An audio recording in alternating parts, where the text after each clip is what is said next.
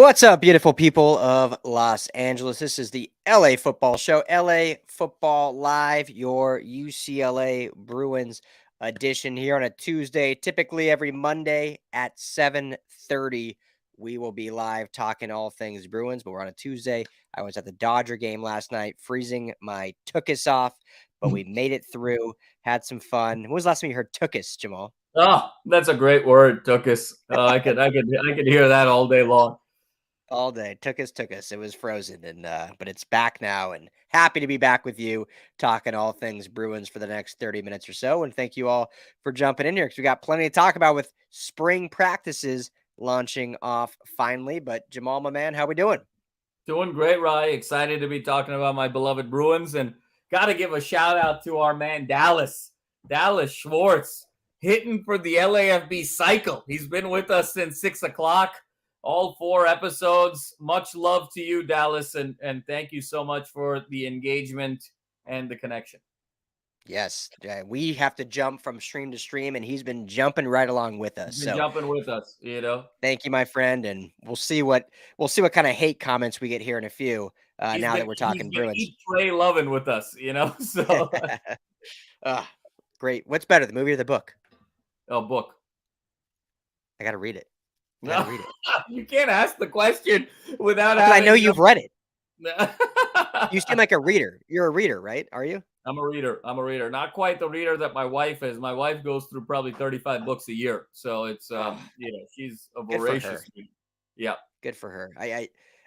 You'll understand why I'm asking this, but what was and this is way off topic. We'll get into Bruins talk. Don't worry. But did you have a New Year's resolution this year?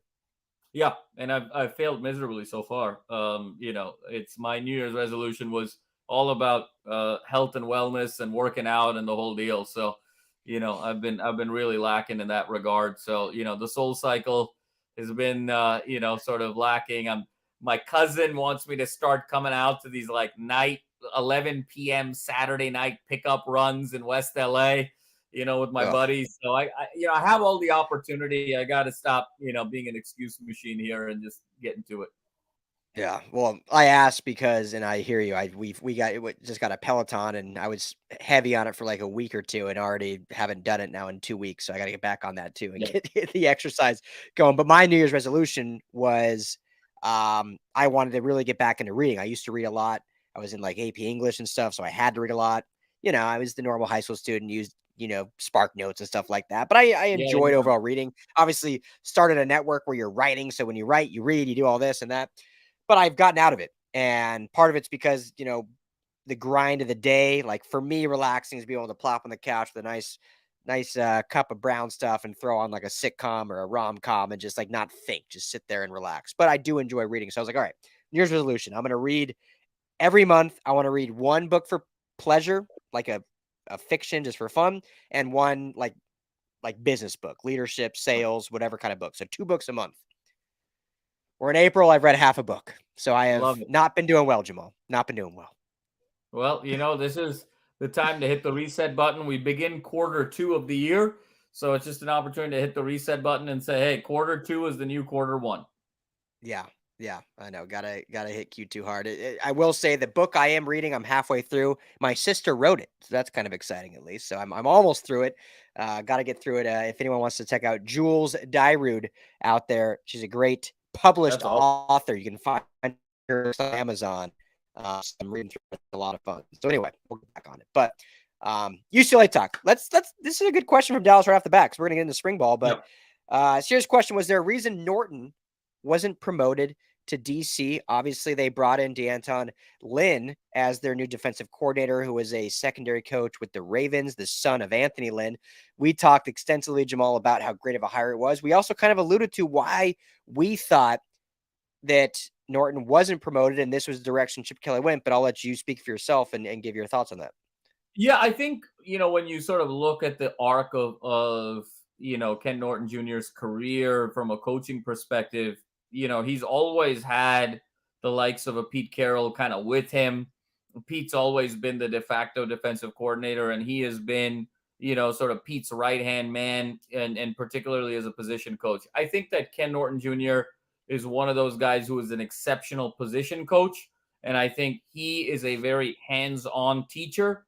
He's passionate. He's involved. He likes to really build very deep relationships with his players, and really through that trust is able to kind of get the most out of his players on the field. And that's just a style that doesn't really scale when you have to do that across everybody defensively. And so I think his effectiveness goes down with the more players he has under him. So that's, I think, reason A. Reason B, I think, is a strategic one by the Bruin program to really make Ken Norton Jr. your de facto recruiting ambassador. And he's just so good in the living rooms. He's so good when he gets to sort of flash his rings from the Cowboys and the Niners, talk about the SC days, talk about the Seahawks days. I mean, he's been part of some of the greatest dynasties in college and the NFL of the last 25, 30 years. It's really staggering. So I think that's a lot of where his time is going, especially when you sort of balance that with the more cerebral Chip, the guy who doesn't really kind of go out in front with the media, even the likes of a Deshaun Foster. Deshaun Foster is very shy. I was, sitting on the UCLA board. I had an opportunity to interact with Deshaun on, there's some awards banquets and whatnot at the Luskin Center. He's actually a very shy individual. It's sort of amazing. You wouldn't think that. I mean, just so polite, so well-spoken. I mean, just everything that you want from an associate head coach, and just the sky is the limit for him. But it's interesting that you think of him as this dynamic running back, this incredible running backs coach, all of which he is, but he's shy. And I think Jerry Neuheisel is still a little young and a little green, a little bit too much. Looks like a 90s boy band guy. He looks like he's sort of opposite Nick Lachey in 98 Degrees. So a little bit harder to get, sort of the buy-in in some of the homes and, kind of that robust appeal. So to me, Ken Norton Jr. is that recruiting ambassador. And that's where I think a big chunk of his time is. And B, he's very hands-on. So I think going to a DeAnton Lynn, going external from the perspective of Ken Norton Jr. made all the sense in the world. And your second point there, I think we can compare it to the likes of a USC. And when you look at Dante Williams, who, people, if you want to argue whether or not he's a great defensive mind or not, he's invaluable in recruiting and what he can do in those homes, in those living rooms, and getting those kids to commit. And now with Lincoln Riley there, it's not quite as important because Lincoln Riley himself obviously is a savant in recruiting, but Dante Williams, that's how he made a name for himself. And that's, I think, why in all these years, he really hasn't been made into a defensive coordinator, because that takes away almost from the recruiting that he can do and making him just a singular position coach. And so I think that's what UCLA was viewing in Ken Norton. And it could have even been Ken saying, hey, I'm happy with where I'm at. I don't need more responsibility. Like, he still obviously has his say in the defense. He'll probably be telling DeAnton Lynn, like, hey, let's do this, let's do that. Like, I'm the senior here. I know what I'm talking about. So I don't think he's going to have any sort of restrictions, if you will. But I think in terms of roles, this allows him to be more the face of recruiting, which is truly what I think he is great at for this defense and for this Bruins team and what they need the most. Definitely, Ryan. And I think, kind of segueing that, and I'm glad we talked about DeAnton Lynn.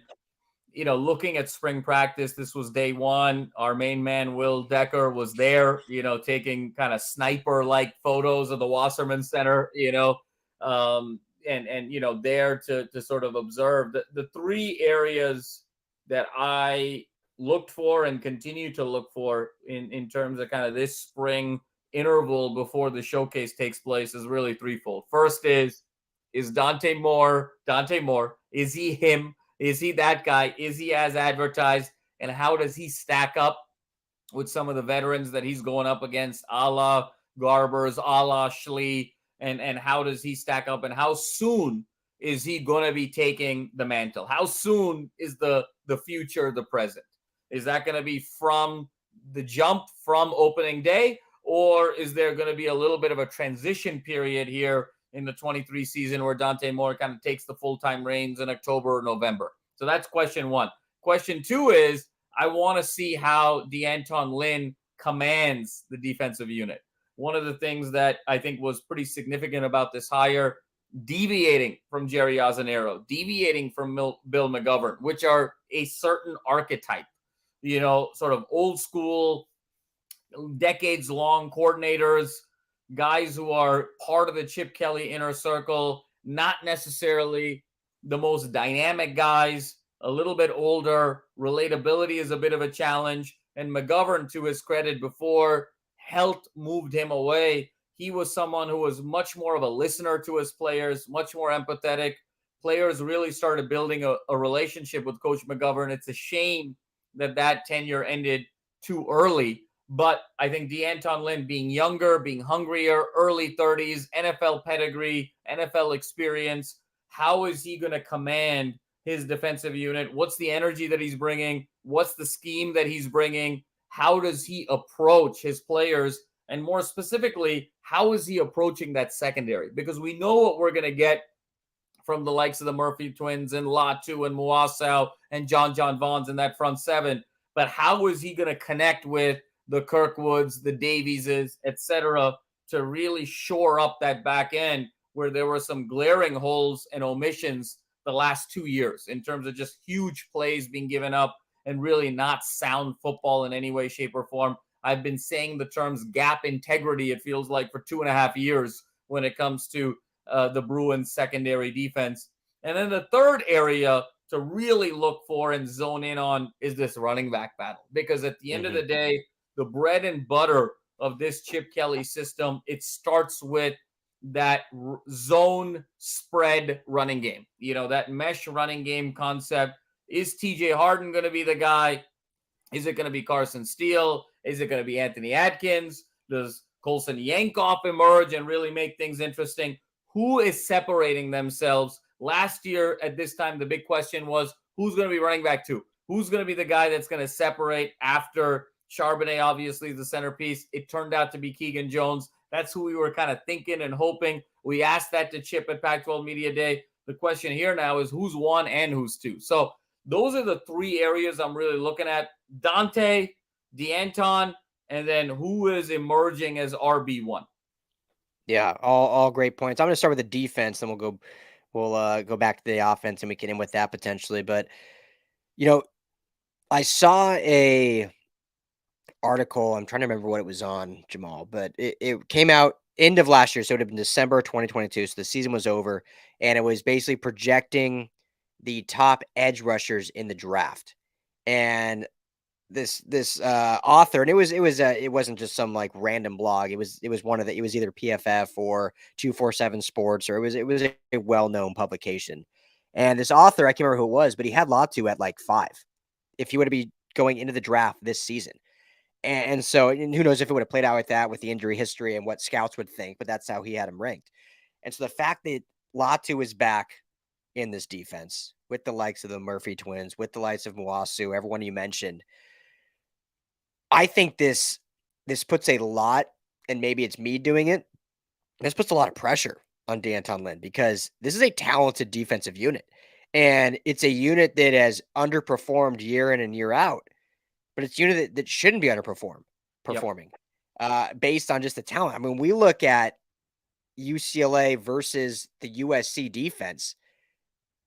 Straight talent-wise, I mean, I know we can look at some of those other recruits that USC had that maybe haven't performed, but just straight starting man. More talented. Yeah, UCLA defense was much more talented. Much more talented. Yes, absolutely, and last year too.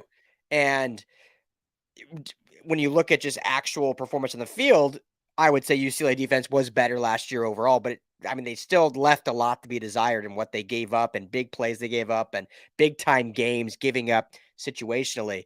And so I'm so excited to see what DeAnton Lynn does to change that, because this defense to me, Jamal, can be one of the top units in the Pac-12. I mean, that's how much talent is. They're literally losing almost nobody this year in terms of high-end starting quality talent on that side of the ball. They're losing a lot on offense. Go ahead, jump in. But I've been excited to see what they do. This front seven is the most talented front seven since 2006. And 2006 was the year that UCLA upset SC famously 13-9 because of that front seven and snapped the Trojans' streak of consecutive games with 20-plus points. and held USC to 9 points and scoreless in the second half. That never happened in the Pete Carroll era, that a USC team went scoreless in the second half. And it was predicated on the likes of Brigham Harwell and our man Brian Price and the ability for that front seven to completely shut down USC. They couldn't score that year for the life of them, but if they had some semblance of an offense, that team was going to threaten to win the Pac-12. And that's how you look at it this year. And it's sort of a testament to Dallas's earlier question about Ken Norton and the fact that Latu, given his entire injury history, given the fact that he may never have walked again, the way he never would have played football again, having blown up the way he did and having gone through everything that he went through, you would think the move here was to go straight away to the NFL and maximize this window of opportunity, because nothing is guaranteed in life. But the fact that he came back, is a testament to his character, is a testament to his relationship with Ken Norton, and the fact that he sees an opportunity to improve even more. And that's just so exciting. And when you look at the Murphy twins, and when you look at Muasa, and you look at John Vaughns, and you look at what's coming back in the secondary, look, this team, it all comes down to two things. Can they get a couple more guys after spring in the portal to shore up that offensive line? Because the scheme is right. The scheme that they run is correct. So it's about getting one or two more bodies in there to sort of shore up the depth. And the second is, how quickly is the quarterback going to come along? If they go 1 for 2, if they go 0 for 2 on those items, I think this is a 6-7 win team. I think if they go 1 for 2 on those items, this is an 8-9 win team. And if they go 2 for 2, this is a double-digit win team that's probably going to play USC in the Coliseum for the right to go to the Pac-12 championship game against Oregon State. That's where this is headed if they go 2 for 2 on those fronts. So talent-wise, this team is absolutely loaded. And I think between the offensive side and the defensive side, this is the most talent since that second and third year with Mora. That 13 and 14 when you had Miles Jack, when you had Anthony Barr, when you had Eric Kendricks, when you had Hundley doing his thing, Paul Perkins, just all of those guys coming together. This is as talented a team as they've had in about a decade. And I love Dallas's question there, Ryan, about, speaking to the running game. Do you see two guys running for 800 or one with over 1,300? What a great question. What an insightful question. And I think, to me, it's the former. I think even if you look at Charbonnet, the way Chip sort of paced him last year, he was north of 1,400. And that's from a guy who was, unquestionably the second best running back in the country. Could have rushed for over 2,000. I'm sorry? He would have rushed for over 2,000 if he ran him like he ran him the way he ran him like he wanted him to win the Doak Walker, he would have run for over 2,000. But Chip, to his credit, controlled him, ran him to his pace. To me, two guys are going to go over 800, and I think those two guys are going to be TJ Harden and Carson Steele. Those are going to be the two guys. And then I'll sort of go one step further. I think you might have another two guys that go for over 400 in Adkins and Yankoff. I think you're going to have two guys with 800, two guys with 400, and then you see what you're going to get at the quarterback spot. But that puts you at 2,400 yards rushing, which over a 12-game season is right at about 200 a game. And then, you got some mop-up duty and some empty carries there. But I think it's going to go 800 plus, 800 plus, 400 plus, 400 plus. Yeah, which would be great out of your running back room, and probably necessary for this team to go, and probably necessary, to your point, to help out this quarterback room get along. So let's say, to your last point of going 2 for 2, 0 for 2, 1 for 1, or 1 for 2. Let's say Dante Moore, and this is all just speculation, right? We're just sitting here in April talking about what could happen in the future with no idea. It's our crystal ball. Yep. Let's say Dante Moore seizes the role, balls out, or not even Dante Moore. Let's just say whoever seizes the quarterback role actually is like playing at or just below a DTR level in DTR's 5th year. And we don't want to take anything away from what DTR did at UCLA, one of the greatest competitors in UCLA history. But let's just say whether it's Schlee, whether it's Dante Moore, whether it's any of the other quarterbacks, they're playing at or close to that level come week 1 in the regular season.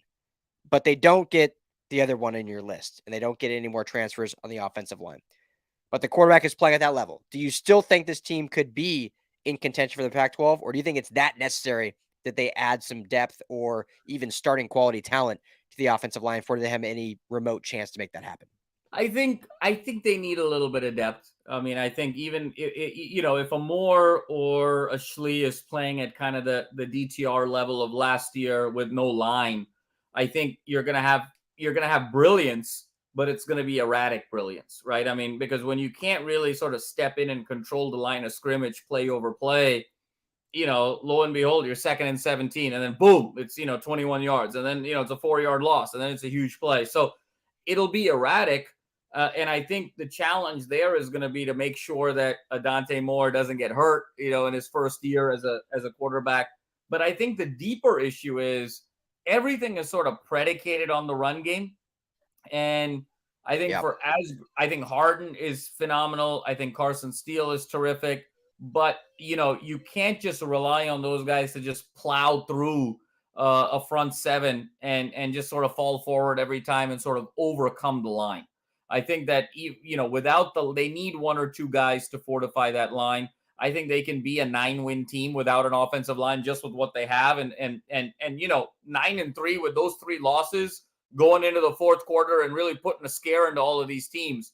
But hard for me to look at them without an offensive line and say they'll beat USC or they'll beat Oregon State, or they'll beat Oregon in a Pac-12 championship game when it really matters without an offensive line. So I think they will be a tier just below the absolute elite, and they'll be in that kind of 9-win range, maybe even 10 if the ball breaks.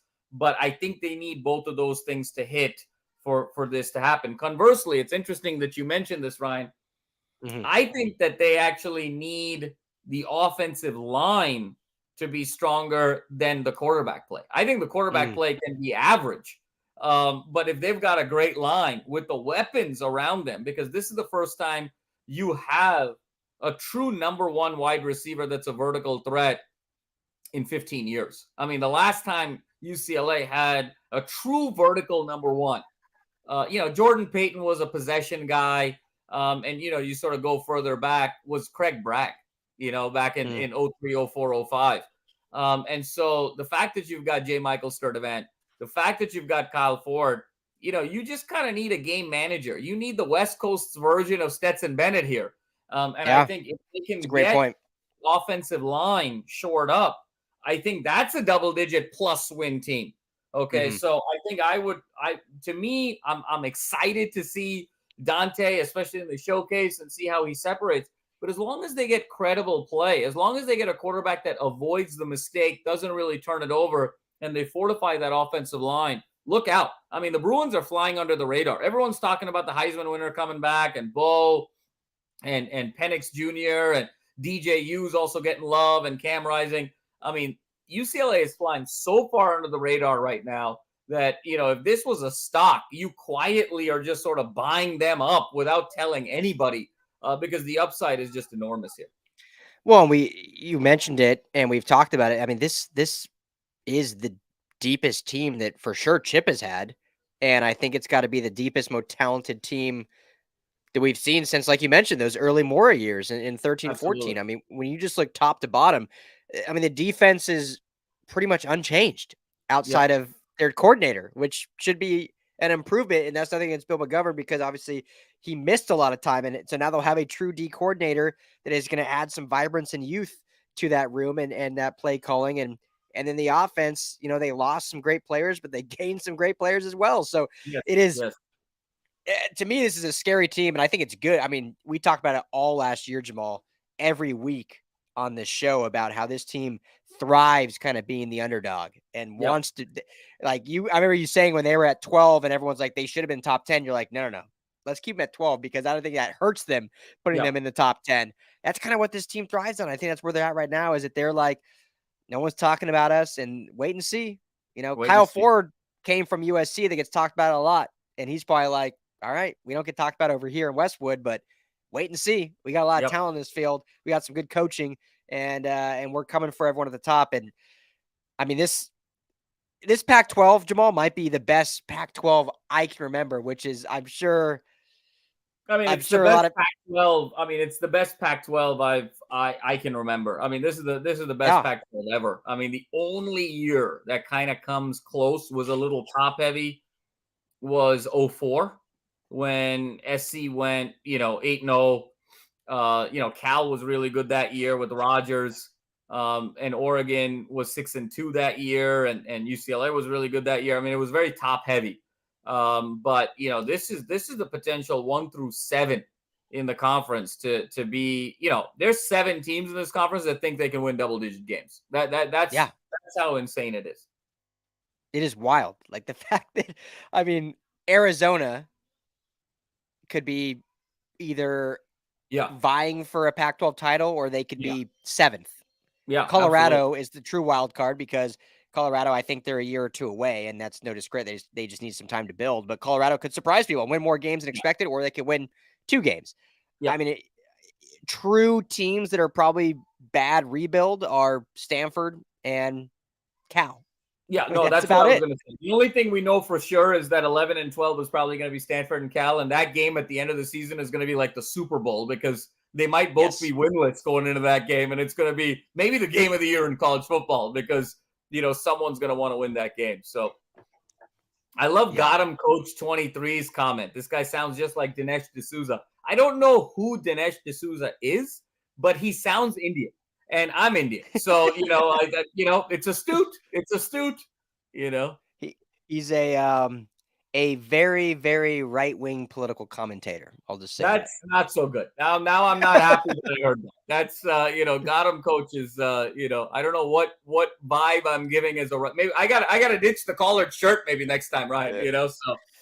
Hey, I'm not getting anything political, but I don't even watch his stuff, but he does seem very intelligent. So we'll at least go with that. Whether you agree with his stuff or not, very intelligent. I've seen a few things. I'm like, that guy sounds very smart. So maybe it just means you sound smart.